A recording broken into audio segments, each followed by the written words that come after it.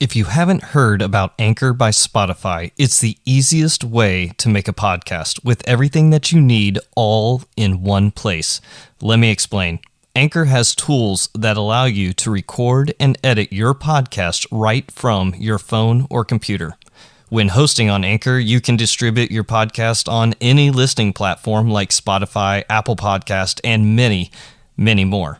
It's everything that you need to make a podcast all in one place. And best of all, Anchor is totally free.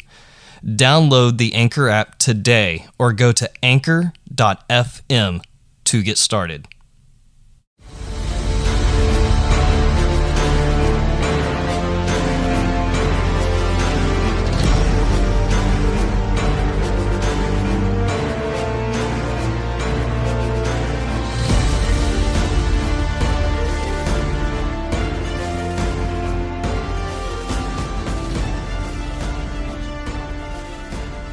From Battlefield Studio Alpha, welcome to the Wartime Leadership Podcast, where we explore what spiritual resilience looks like from different perspectives. We often focus on the physical, emotional, and social areas of resiliency, but too often we neglect the spiritual pillar. Now, this looks different for everyone. We will be exploring what spiritual resilience looks like in the lives of our guests, who are people from all different walks of life. I'm your host, Nathan Coy, and this season was sponsored by Success Draft, where we help you transform your dreams into drafted plans. Head over to successdraft.com to get started on your future today. Today's guest is Kim Curtis, and I am so excited. I told her I had a recording right before this, and she said, "Are you sure you'll have enough energy?" Well, Kim, what's the verdict? Do I have enough? Off the charts. Off the charts, Nathan. Hey, I have been looking forward to this, Kim. Just, being able to look back and research into your story just a little bit. I like to do that just so I have enough of okay, I see where this is going to go. And wow, I think we are in for a blessing today. So I know you're not going to let us down. I know it, Kim. I know it because we've already had a great conversation, but you know how this works. We're going to start off with some simple, easy softball questions. And this time, I promise, I am not going to skip a question. Okay, deal. I'm going to ask it. Let's do this. What would you do if I just started crying and screaming right now?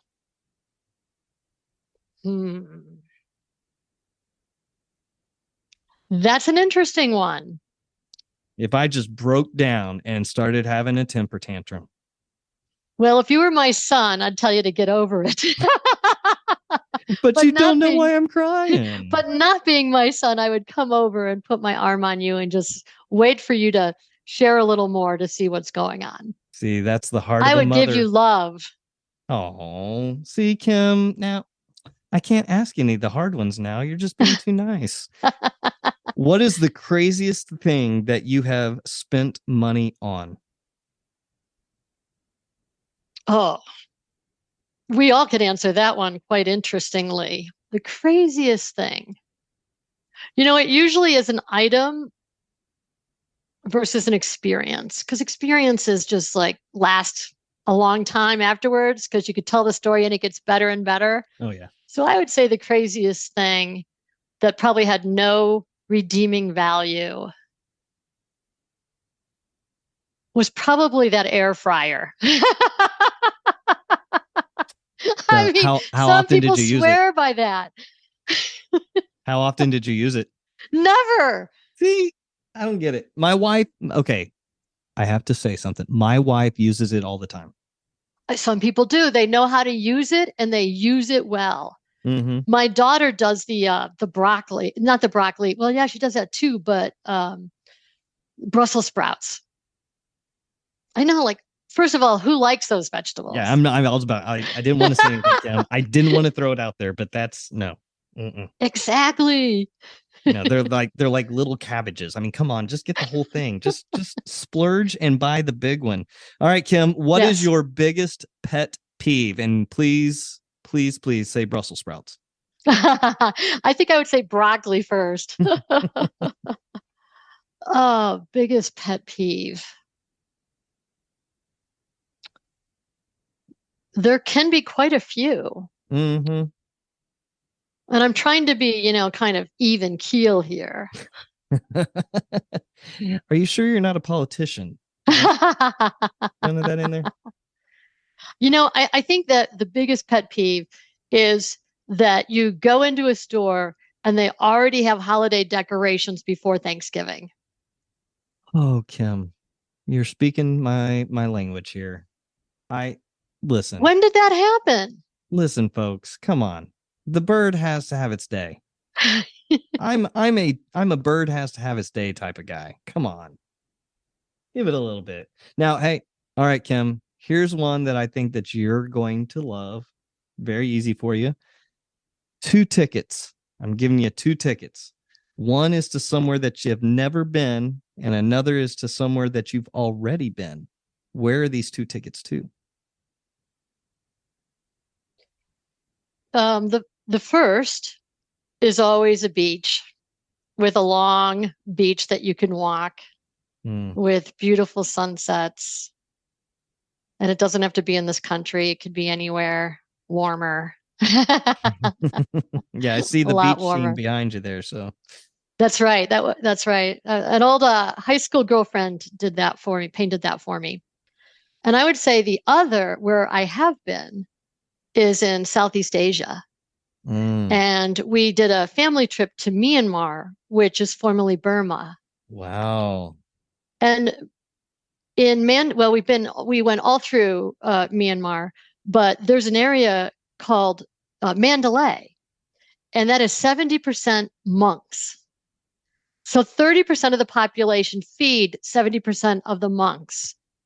And to be in an environment of immense gratitude of how they live and how they serve that community was really remarkable to experience.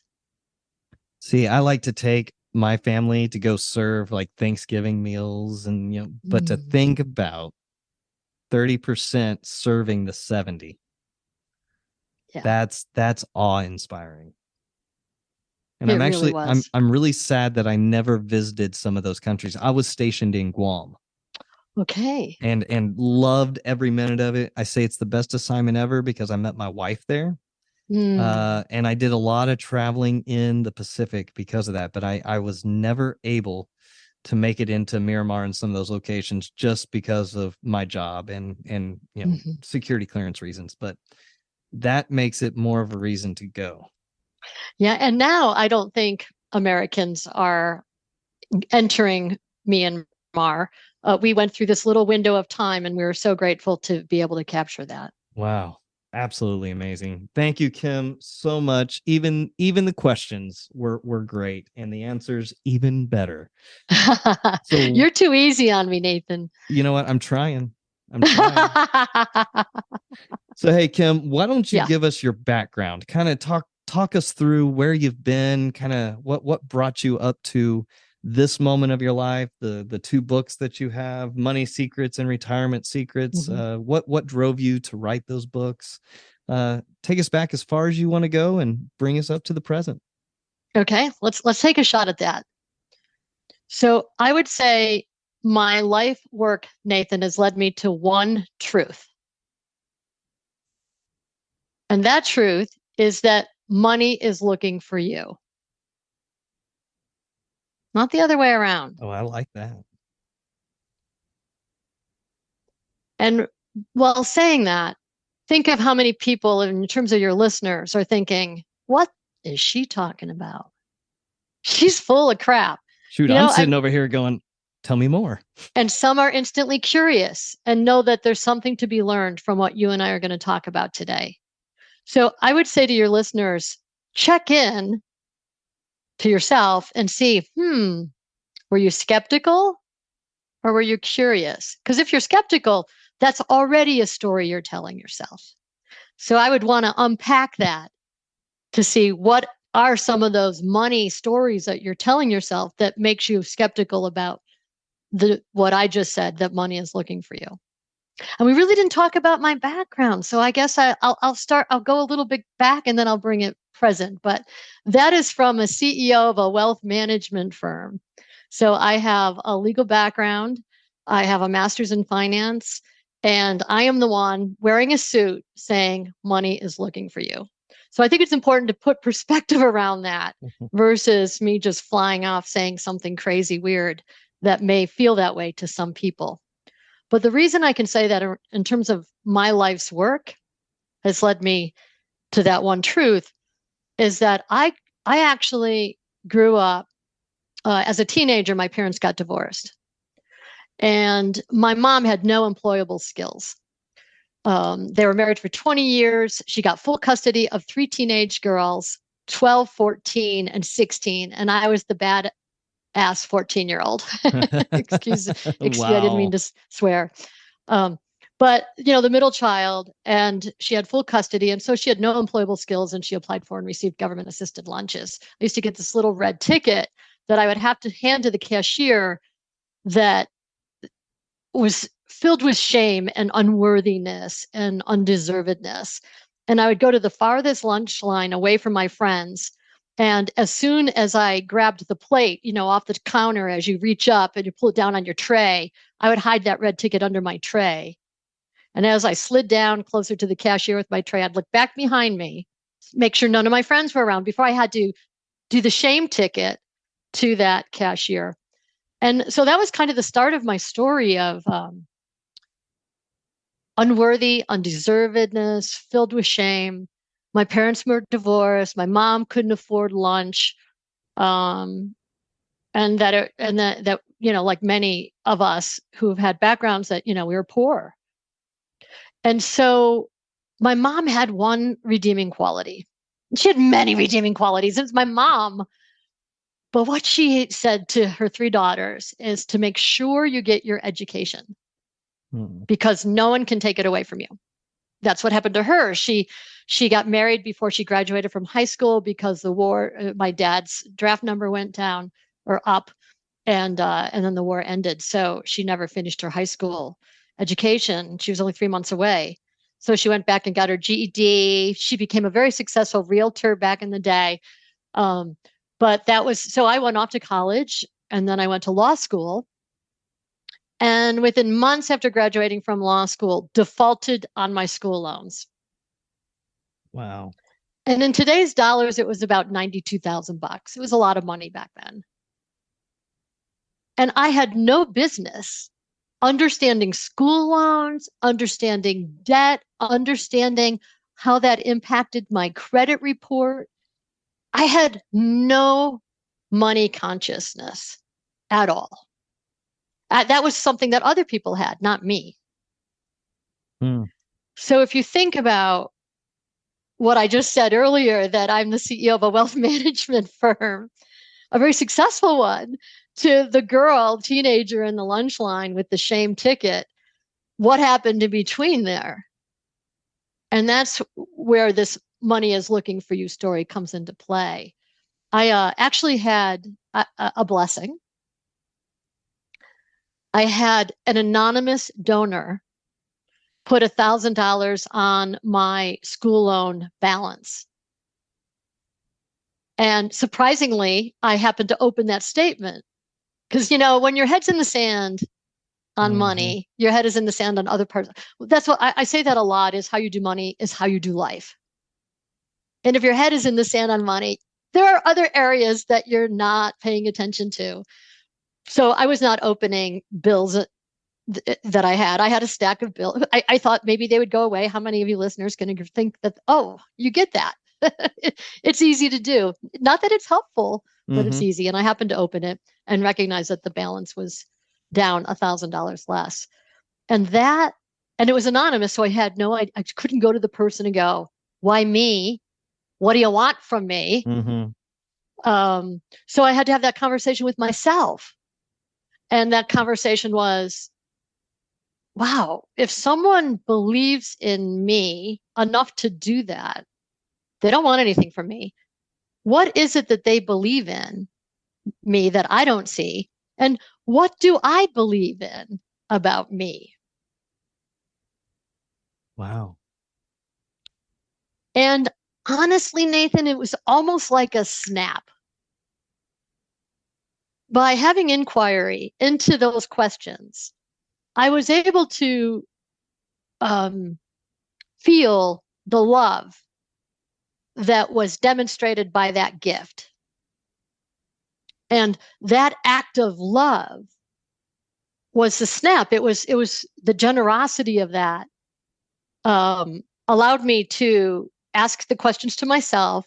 And then what I realized is that because of that act of love, is that, wow, I am responsible for the choices I make in my life. And right now I think I'm undeserving, but yet someone else thought I was. So what do I need to do to have better outcomes? And that was the start of my money consciousness. And it's a process. It's not, the snap was immediate, that I knew right then from that point forward that I would be on that journey. But it was a process after that of becoming smart about money.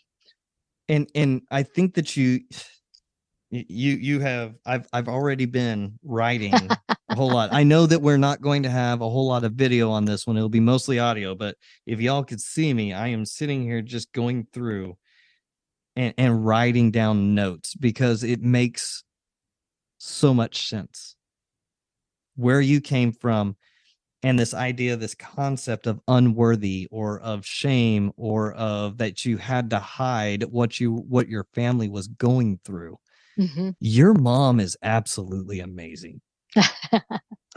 You know, it brings up the point of the love of a mother's heart, and what we as parents are willing to do and to go through in order to provide for our children.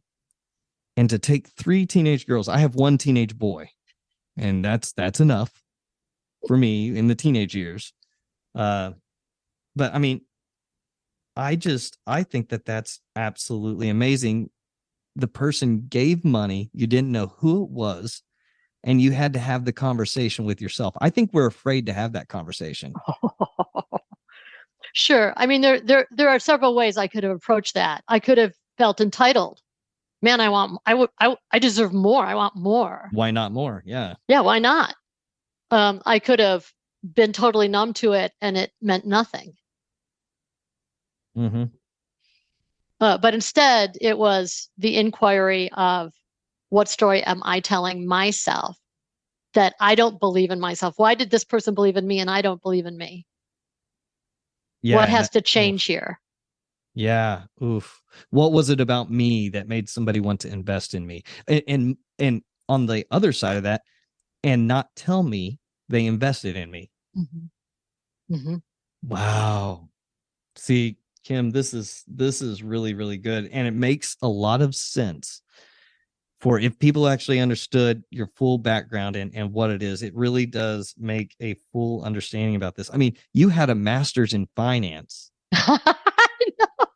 and didn't look at the bills that were coming in. Mm-hmm. Mm-hmm.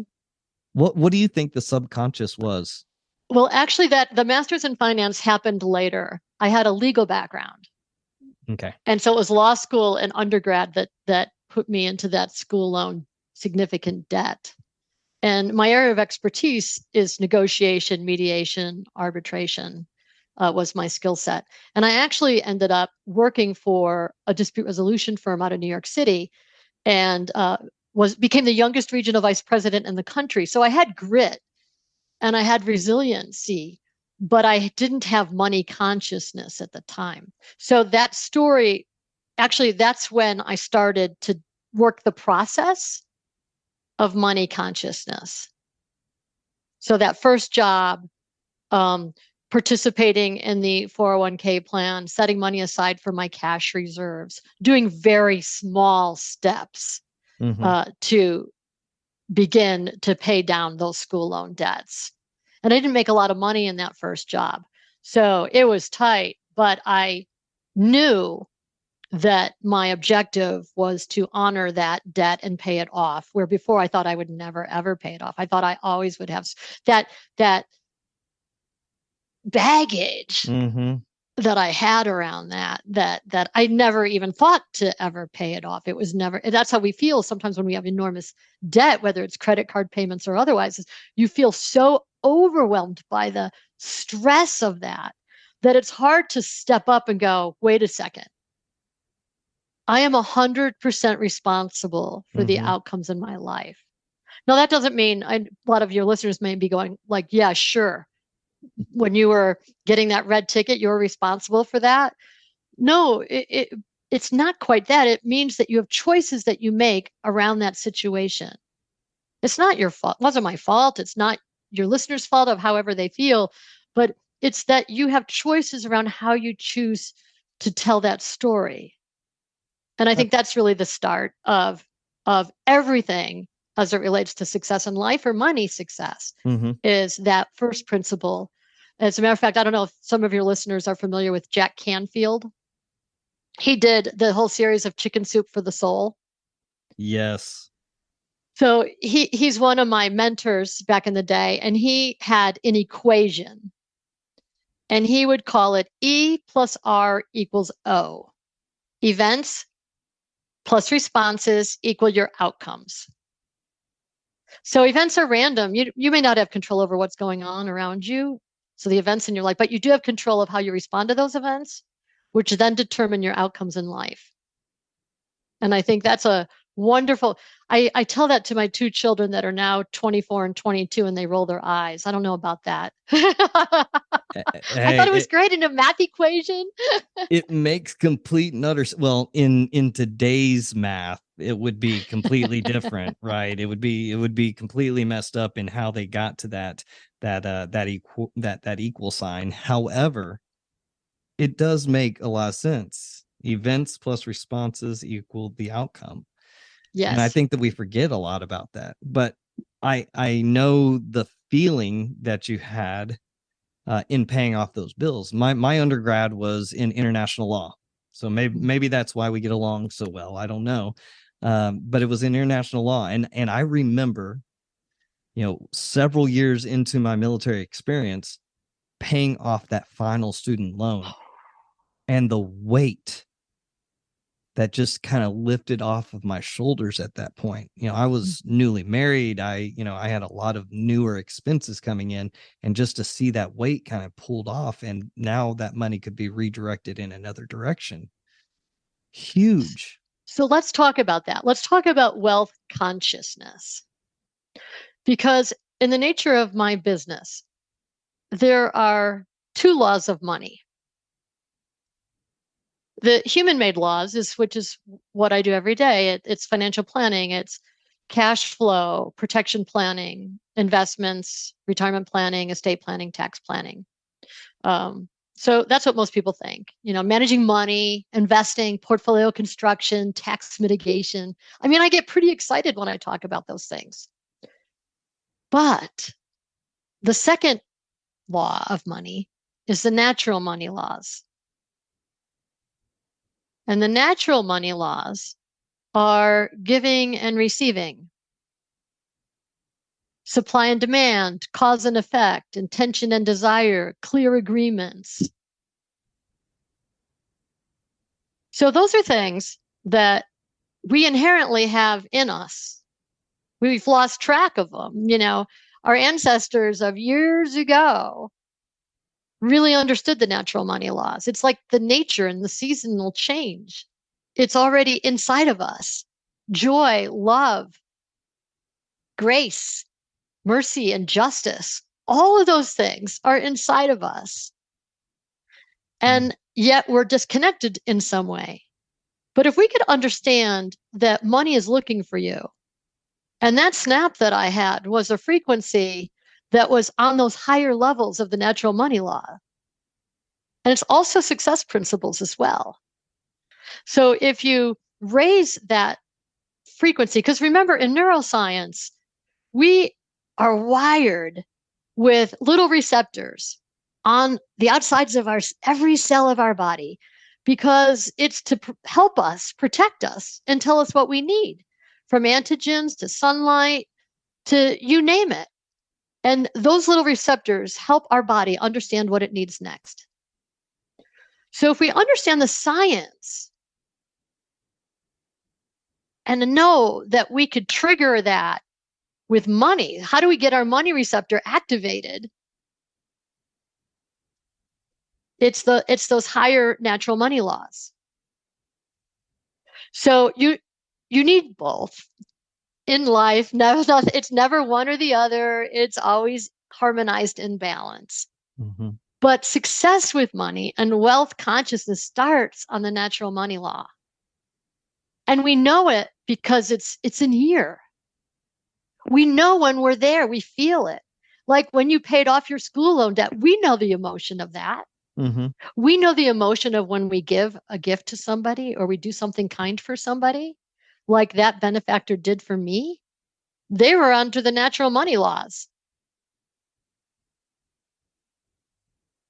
So obviously, you need to learn money principles. But it starts with an inside job, not an outside job. And when you start on the inside job that all of us have access to, many of us probably have very high natural money law understandings, but we have no money. Mm. And other people have human-made laws, understand really well, have a lot of money and are unhappy. And there's a whole connection in there between, and I've always heard it, if you do what you want to do, if you do what you're passionate about, you'll never work a day in your life. Mm-hmm. And it's so true when it comes to it, even with that money side of things. If you're spending your money just on stuff to have stuff, you're not doing anything with your life. And therefore, ergo, you are not doing what you're meant to do. Right. And I'm 20 years into this experience of work. I'm getting ready to retire in 18 months, and trying to do that transition and think out the money piece of it is difficult, but I also know it's going to be there. Well, and you just hit on, Nathan, the most important piece of that money is looking for you. What is it looking for? It's looking for your ideas, your vision, your big dreams. It wants you to bring them forward, because otherwise money is empty. It has no meaning. The only meaning money has is what we give it.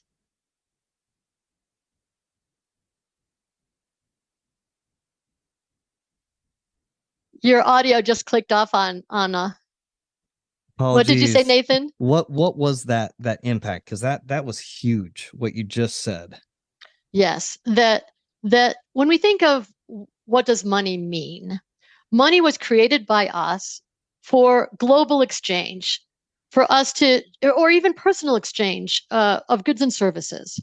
That's why we created money. It used to be beads, it used to be shells, it used to be tapestries, but we created money for the exchange of goods and services. So if we take that to the next level, that we tend to go, I need money, I need money, I need money. No. Well, yes, if you say that, you will always need money. But what money, you need to be magnetic enough with those receptors to have money is looking for your ideas, your vision, your values. It wants those. So when money is looking for you, what ideas do you have for it? And I brought that up because of what you said in terms of retiring in the 18 months. Well, you have enormous, big vision and ideas.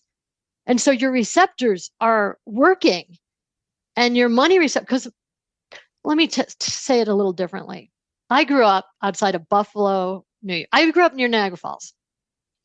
And Niagara Falls straddles the Canadian border and New York State. And it's beautiful. One of the 7 wonders of the world. It's powerful. It's beautiful, but it actually really doesn't really have power. Only because of the power plants that line the bottom of those banks. That creates enormous energy for the state of New York. So the falls has no power. It needs the power plants to have its power. Just like money needs your ideas to become of use to the world. Wow. I mean, it's such a simple way of thinking about it.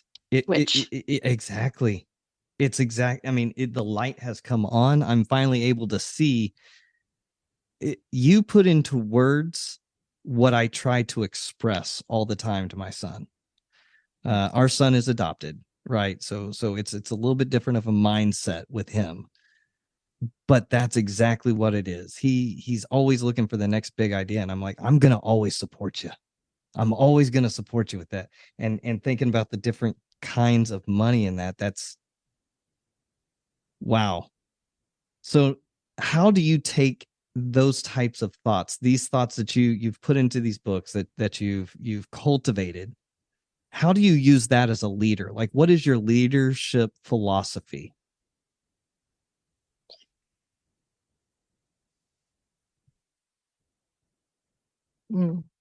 I could take that so many different places, but So I will go ahead. How has it grown as you've gone from different positions, from hiding the ticket underneath your tray, to which, by the way, you had to actually do action in order to get there. You had to actually take the red ticket and put it into your pocket and then put it into the system. But you from the hiding the ticket underneath the tray to college, to your master's, to now CEO.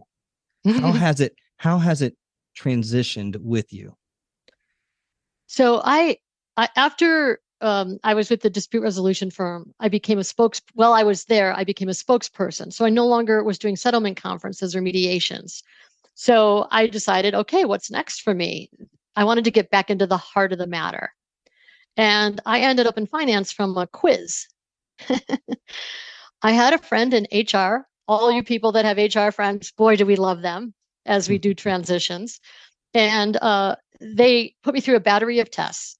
And what came out as something I would be good at was financial planning. I'm like, this is like no problem. I could 3 to 5 years, I'll nail it. Because remember, I was the youngest vice president in the previous firm. Okay, then it was like, okay, maybe 5 to 10 years. Wait, 5 to 7. No. 7 to 10 years. Maybe I will nail it. I will finally be on top of this. And I do think that as entrepreneurs, there's kind of the 7-year watershed mark that allows for an entrepreneur to kind of be at a place where they're actually feeling confident that they survived, they didn't fail, and maybe they're actually paying themselves an income versus paying someone else. And that's usually, at least from my experience, what I've noticed is around the 7 to 10 year time frame. So what happened one day is I decided to read the back of a brokerage statement where it has all those disclosures. And at the time it was 8 pages, but it was 2 to a page. So it was tiny, tiny, tiny print. And as I read through all of the conflicts of interest and fees and 12B1 fees and closing account fees and relationship fees, a tear started to stream down my cheek. And I realized, oh my goodness, I'm not a fiduciary that puts clients' interests first. I am simply in sales. And there's nothing wrong with people in sales. It's just that with my legal background, it just really messed me up a little bit. And so it took me a little bit of time, but that's when I left the brokerage world and created Wealth Legacy Institute, which is my firm. And that was over 15 years ago. Wow. So in the brokerage world, clients are last, not first. People that work for brokerage firms or banks work for the house, work for the bank, work for the brokerage firm. So when we are unhappy with the advice we're getting, well, there's probably a reason. They want to do their best work, but it's like going to the grocery store, the supermarket. What's at eye level? They pay more for that eye level space, those products at the supermarket. That's similar to a brokerage firm. So, and only 10% back in the day when I started Wealth Legacy Institute were independent fiduciary firms. 90% were in sales. So when I talk about my leadership journey, 15 years ago, I wanted to create a firm with soul, a firm filled with humanity that puts clients first, not last. And so that's been the journey, and understanding that journey as it relates to clients has been kind of like what you're about to do in 18 months is I'm completely in alignment. I get to wake up every day working with people I love, being a part of their story as it relates to living their best life. And I get to live through them, whatever that is, whether it's horseback riding or motorcycle riding. I get to ride on the back of the motorcycle or ride the horse or whatever it is. Every once in a while, I'm lucky enough to be a part of their journey. But let me bring it back more concretely to the money is looking for you story. So this woman is a client, but 10 years ago, she wanted to have $1 million, step off and retire and do the things she loved. So she invested a little bit, kind of had some success, but not much. And really, in a few years after she made that goal of the 10 years, a few years into it, she was like, I'm not getting very far to get that $1 million. So she asked herself, what if I had the $1 million? What would I do differently today? And she thought, well, I'll spend more time doing the things I love. And she loved to write. And apparently when she was younger in her earlier years, she wrote a lot. She loved to journal and everything. So she decided to relax more, self-care, and write. But every time she sat down to do that, she was interrupted, whether it be obligations or duties or others, interrupted her ability to do what she loved. And she said to me when she looked back at this, all I wanted was like some respect. And I was like, back to this money is looking for you. What is the number one thing that we need to do? Respect ourselves. Because if we don't, no one else will. And when she started to have self-care in terms of her time and respecting herself to do the things she needed to do for what she loved, to be in alignment, all of a sudden, she started writing more and more and got better and better at it. And she became a best-selling New York Times author. She made more money than she ever could have dreamed of. In the earlier phase, that $1 million, all she wanted was $1 million. And by focusing on self-care, self-respect, self-love, she was able to be in alignment with her natural money laws. And then came to us for the human-made laws. Hey, and everything came full circle. Oh no, absolutely, 100%. And I know you heard me sitting here writing, and I underlined heavy, a firm filled with humanity. That's a huge thing to have a semblance of care. I tell my staff all the time, I can't teach you how to care, but I can show you. And I think that that's what's missing in a lot of those different elements is just the simple value of care, whether it's self-care or it's the human laws versus the natural money laws. Natural money laws that's a big thing that's missing in society today. And so you bring up very valid points about this idea of self-care and understanding yourself and being able to do. So the whole point of this podcast is built around spiritual resiliency. So a part of self-care is also those 4 pillars: physical, emotional, social, and physical or spiritual. So how do you define spiritual resilience? Boy, I feel like it's everything we've been talking about. Mm-hmm. I mean, when I think of, from the very beginning, self-respect, which comes with self-awareness, and awareness is really unpacking what that looks like. So when I think of spiritual resiliency, it's different for everybody, whether it be a God, a universe, a higher power. There has to be something bigger than yourself. When it comes to wealth consciousness, remember I said, money is looking for you for your ideas, your vision, your values, to become of use to the world.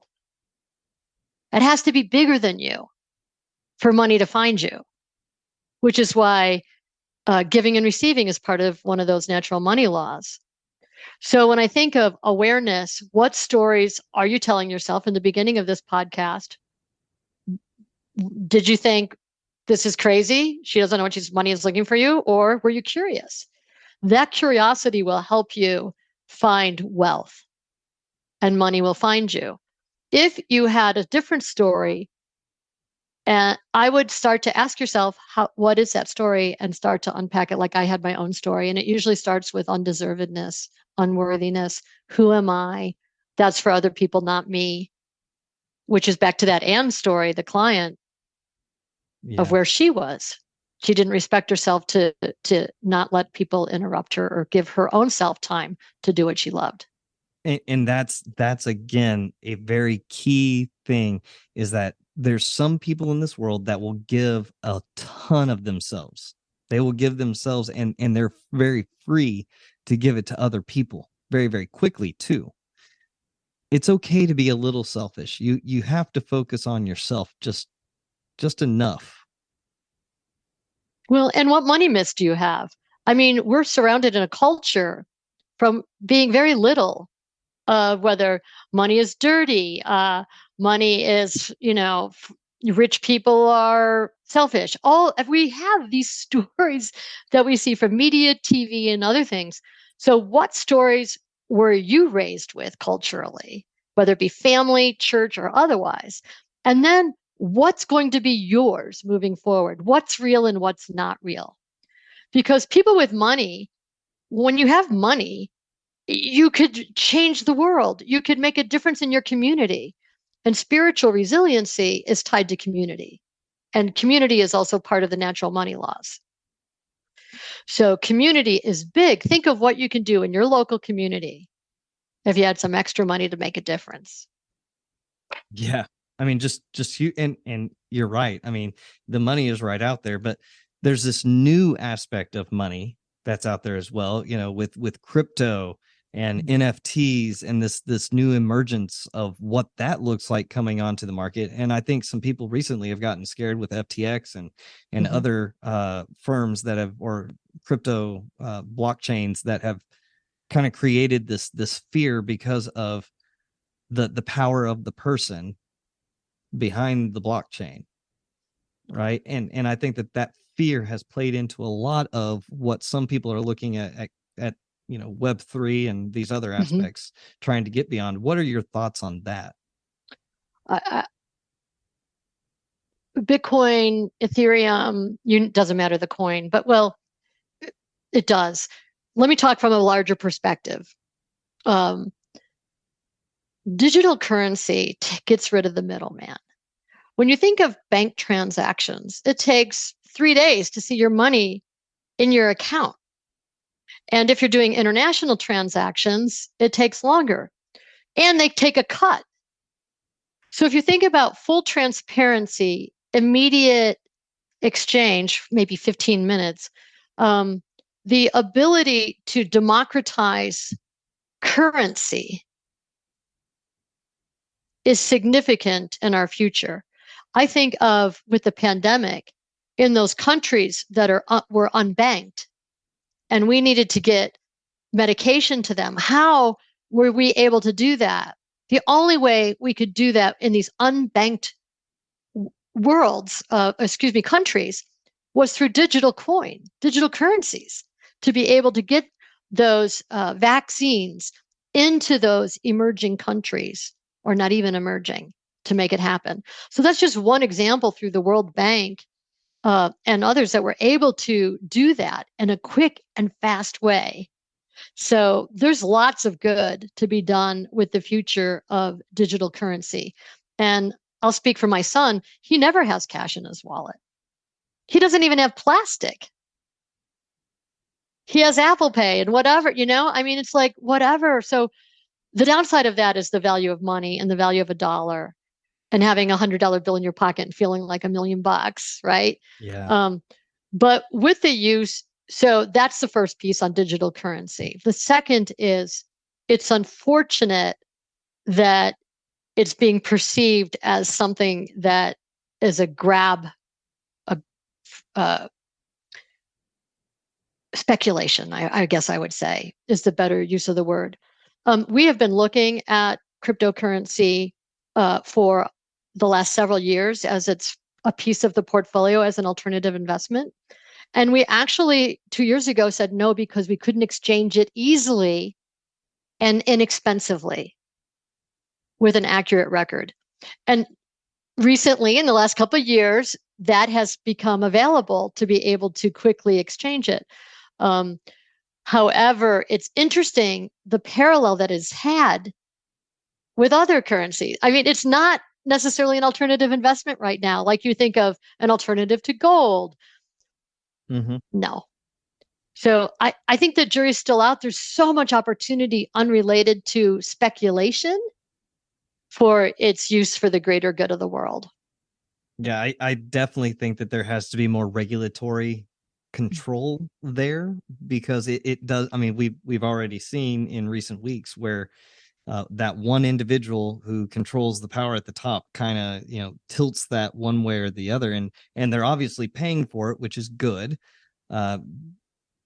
But with all new things and learning new things, there always comes those bumps, because we do have to learn it, right? We are on the cusp of something new being broken through, and it's going to come with change. So it will. And with change, it's not incremental, it's quantum leaps. Oh, absolutely. Which will be true for that as well.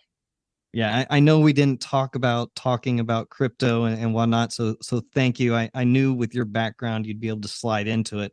And as we were talking, you really created a good conversation with that. So I'm really grateful. So can you walk us through Money Secrets, Keys to Smart Investing, and another book that you have, Retirement Secrets, which will be on my Amazon list for anyone wishing to buy me a Christmas gift. That's good. Retirement Secrets, Keys to Retiring Happy, Healthy, and Free. Mm-hmm. I would love it if you would just kind of walk us through what those books are about and what it looks like to the reader. So Money Secrets, Keys to Smart Investing was a book that I felt like I had to write to pull back the curtain on the billion-dollar financial services industry, to reveal why smart people make bad investment mistakes. Mm-hmm. So it's a quick read. It's 120 pages, but at the end of each chapter are questions that you should be asking yourself, or that if you do work with a financial planner or advisor, that they should be asking you. So it's basically armor, so that when you go to approach somebody in the industry like mine, that you're in control. Love that book. And then Retirement Secrets is you work all your life, you finally get to the day of retirement, you step off, what's next? And that's what this book is. Retirement Secrets is more of a lifestyle book, but it has a lot of different checklists and exercises in it on what you can be doing, what to consider when retiring abroad, retirement destination checklist, couples retirement assessment, topics to discuss with spouse before retirement, and then a whole bunch of exercises to help you find your passion and your purpose. And I love that. Well, and the reason I really like Retirement Secrets is because of the fact that it does involve the spouses. It does involve that person who sits across from you, that when the job goes away, they're still there and you've got to make it through. And I like the fact that you added assessments for that, because that's that hard conversation that I think so many of us are, number one, we're afraid to have them because we don't like to talk about money a lot of the time. So if you have the assessment, no, really? Well, it does. It happens. It happens. But that's why I appreciate this. Is just that simple aspect of having the conversation. You don't have to have the conversation. The assessment is right there for you to walk you through. Right. So we can, as a matter of fact, we can give to your listeners for free. There's a workbook that's like 92 plus pages. That's a companion to Retirement Secrets that allows you to do the exercises through the workbook instead of marking up the book. So I'll make sure that I make a note of that. Oh, that would be absolutely I'll send you the link so that people can get that free workbook. Absolutely. Hey, folks, we will have the free link in the description for today's episode. We're so thankful Kim, that you took the time to invest in human capital and to give us a little bit more knowledge. Do you have any final words for the listeners tonight? I would say the only thing that I have to share is that there is no amount of money that can create an extraordinary life. No wiser words have been said. Kim, again, thank you. I find great value in relationships, in creating those relationships, cultivating them, and understanding the human capital that sits across from you each and every single day. And speaking of today, today's episode is only possible thanks to the relationship that I have with my old Air Force buddy, G. Frazier, with 369sounddesign.com. He has the hardest job of anyone here because he tries to make me sound good. And he's often successful, Kim. He's often successful. We are blessed by the entire team here at the Wartime Leadership Podcast. See you next time. Be blessed.